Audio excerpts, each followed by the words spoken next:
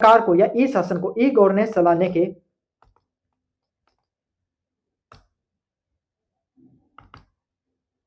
जो e governance होता है, क्या होता है आपके सामने ई गवर्नेंस होता है, उसको चलाने के अलग अलग प्रकार की चीजें होती हैं। क्या होती हैं? अलग अलग प्रकार की चीजें होती है। G2G, G2C, G2B और G2E जैसी आपके सामने कुछ चीजें होती हैं। ये किस तरीके से काम करती हैं उसके बारे में अपन विस्तार से देखेंगे।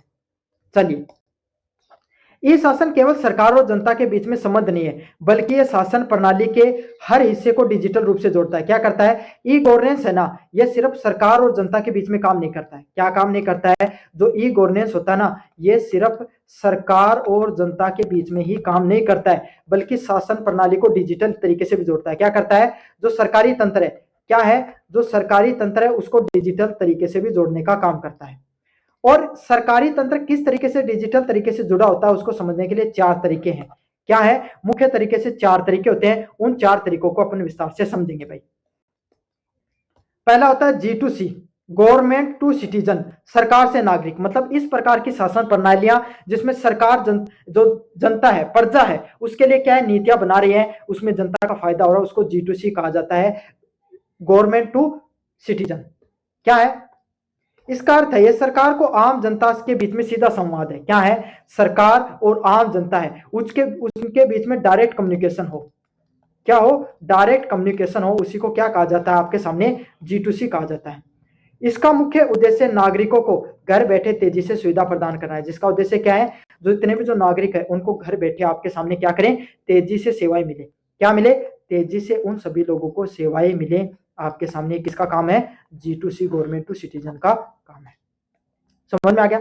जैसे कि ऑनलाइन राशन कार्ड, पासवर्ड बनाना, जमीन के रिकॉर्ड की कोई भी काम जो सरकारी पोर्टल पे आपके जितने छात्रवृत्ति है वो भी इसमें आती है ना। ऑनलाइन राशन कार्ड बनाना है वो भी इसमें आता है, आधार कार्ड में अपडेट कराना वो भी इसमें आता है, जन आधार कार्ड में बना दिया वो भी इसमें आता है, पासवर्ड बनाना हो ऑनलाइन गए आपने सीधा ना, आप सरकार के लिए जो काम करवाना वो आप करवा सकते हो। उसको G2C के नाम से जाना जाता है। किसके नाम से जाना जाता है भाई? G2C के नाम से जाना जाता है।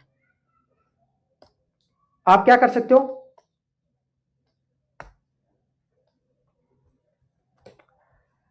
कोई इनकम टैक्स भरना हो गया, किसी का जन्म मृत्यु प्रमाण पत्र हो गया, जितने भी सरकारी काम जो पोर्टल पे जाकर करते हो, कोई फॉर्म भरकर करते हो ना, वो सीधे G2C का हिस्सा है। किसका हिस्सा है? G2C का हिस्सा होते हैं।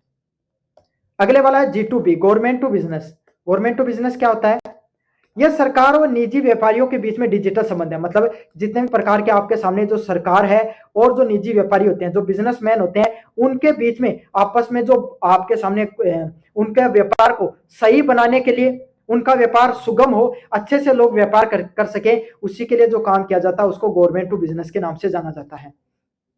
इसमें ईज ऑफ डूइंग बिजनेस को बढ़ावा देना, इसका मुख्य काम क्या होता है? ईज ऑफ डूइंग बिजनेस को बढ़ावा देना और लाल फीताशाही को काम करना। क्या काम करना? लाल फीताशाही होता है, जो सरकारी तंत्र होता है ना, उसको कम करना, कि सरकारी लोग आपके सामने अब भागे जा रहे हैं काम को, उनके पीछे आपके सामने लोग हैं, उस प्रकार की चीजें नहीं होनी चाहिए।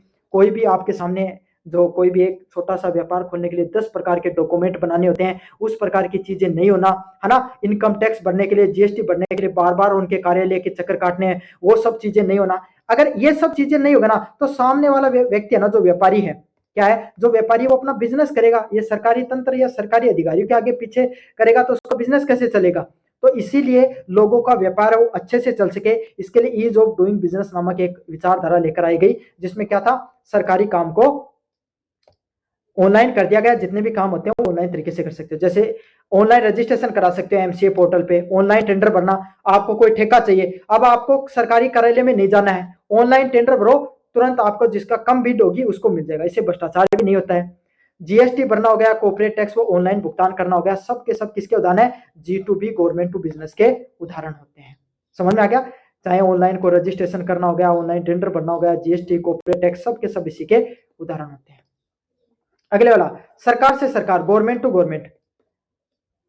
इसका अर्थ होता है सरकार का एक विभाग दूसरे विभाग या केंद्र सरकार का राज्य स्थानीय सरकारों को डिजिटली रूप से जुड़ना। क्या होता है? G2G का अर्थ होता है गवर्नमेंट के एक विभाग दूसरे विभाग से जुड़े रहना।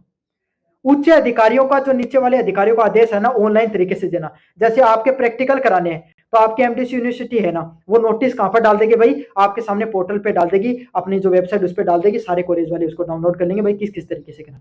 समझ में आ गया? या फिर स्वास्थ्य विभाग को आपके सामने कोई शिक्षकों से कोई काम करवाना है, या फिर जो बच्चे होते हैं ना, जो छोटे बच्चे होते हैं, उनकी जो टीचिंग कभी जांच कराई जाती है, तो उसको शिक्षा उसके बारे में अगर आपको बताना है, तो शिक्षा विभाग को अगर निर्देश जारी करने हैं, तो सरकार कैसे करेगी? उनके पोर्टल पे डाल देगी। या जो सरला दर्पण एक प्रमुख उदाहरण है, किसका? आपके सामने सरकारी तंत्र का। SSOID एक प्रमुख उदाहरण है, जिससे क्या कर सकते हो आप?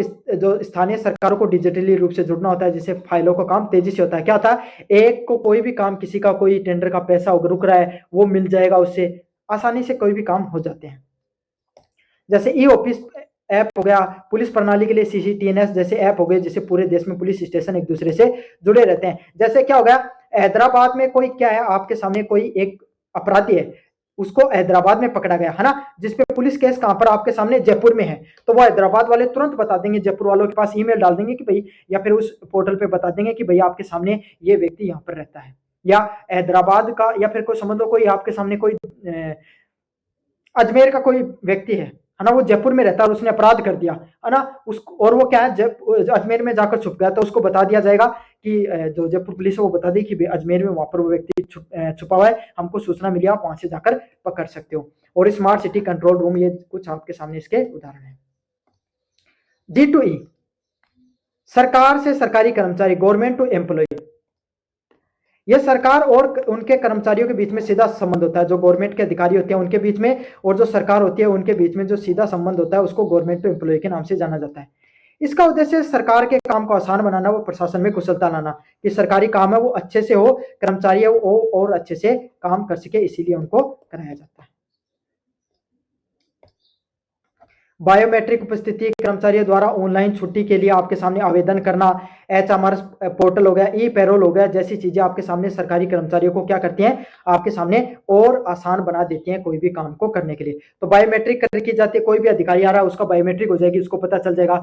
उपस्थिति के लिए सरकारी कर्मचारियों को ऑनलाइन छुट्टी देनी है, तो अधिकारियों कर्मचारियों को उनके बड़े अधिकारियों के चक्कर नहीं काटने हैं, सीधा आपके सामने पोर्टल पे लगा दो, छुट्टी मिल जाएगी। ई पैरोल, कोई भी व्यक्ति को अगर आपके सामने पैरोल चाहिए तो वो लगा सकता है, और अगर उसको जो पैसे आता है वो भी सीधा सीधा खाते में आ जाता है।